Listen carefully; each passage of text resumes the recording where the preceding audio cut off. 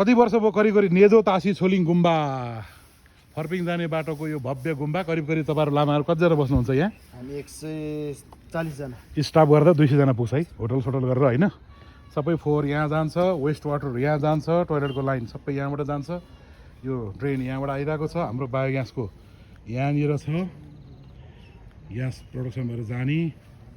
अब यहाँको चाहिँ प्रब्लम के आयो भन्दाखेरि वाटर एक्सिस अब लेभल बढी भयो।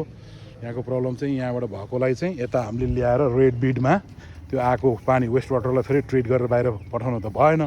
गुम्बाले आफ्नो धर्म निभायो, यति रेड बिड लगायो। त्यो रेड बिड बिचमा पनि यो खाली भएछ।